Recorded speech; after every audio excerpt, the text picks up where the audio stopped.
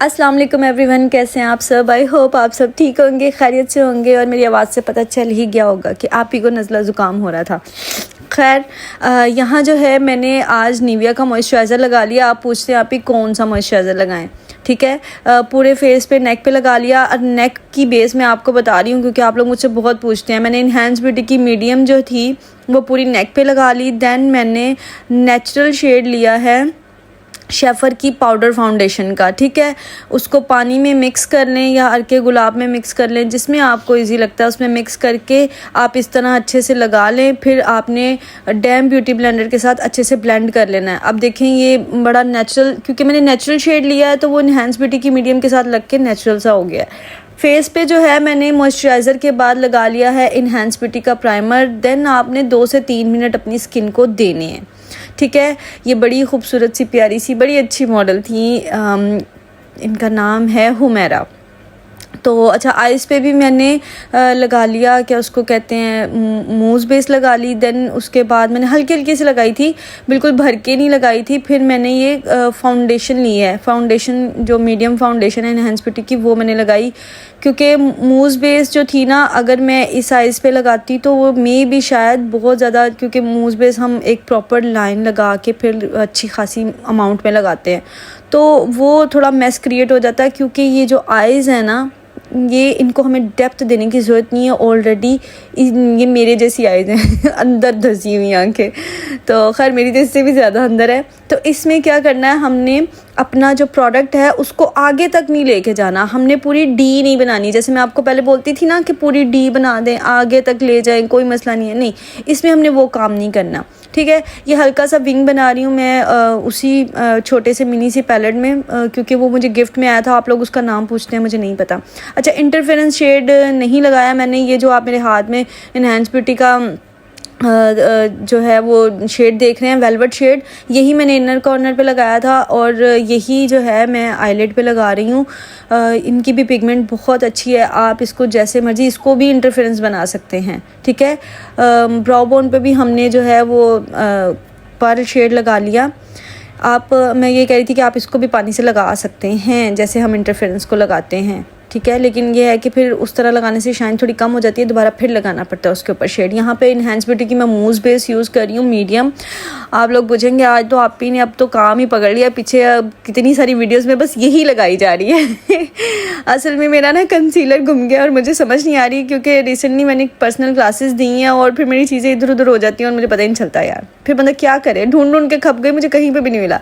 Enhance beauty की मैं medium foundation use कर रही हूँ। यहाँ पर ये आपके सामने शेड है, क्योंकि ये विदाउट एनी फ़िल्टर हम वीडियो बनाते हैं तो शेड आपकी आंखों के सामने होते हैं। जो शेड बाज़-औक़ात ऐसा होता है कि कुछ शेड ऐसे होते हैं जो लाइटिंग की वजह से प्रोमिनेंट नहीं हो रहे होते, तो यहाँ मैंने लाइट थोड़ी कम रखी थी ताकि जो है आपको हर शेड जो है वो अच्छे से पता चल सके। ठीक है, इस तरह आपने डैम ब्यूटी ब्लेंडर के साथ बहुत अच्छे से अपनी फाउंडेशन को टाइम देना, चाहे सर्दी है चाहे गर्मी है।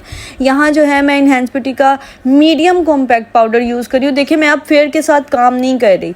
आप लोग कहते हैं कि फेयर कर देती हैं, फेयर मैं यूज़ ही नहीं करती, पता नहीं क्यों। आप लोग फिर आ जाते हैं बीच में 2-4 छपड़ी कमेंट करने, इट्स टू मच फेयर, तो ऐसा कुछ नहीं है। अच्छा जी, यहाँ पे जो है मैंने मीडियम कॉम्पैक्ट पाउडर को और लूज़ पाउडर को, 4-in-1 लूज़ पाउडर को, दोनों को मिक्स किया ताकि जो है हमें कवरेज भी मिले और हमारी जो फाउंडेशन है वो स्वेट प्रूफ भी रहे। अच्छा, आज हमारे स्टूडियो में पंखा बिल्कुल नहीं चल रहा था। ठीक है, बाद में हमने चलाया था, बिल्कुल हल्का सा चलाया था जब हमने मेकअप फिक्सर वगैरह लगाया था। एनास्तासिया का यहाँ पे ब्राउ पोमेड यूज़ कर रही हूँ, डार्क ब्राउन।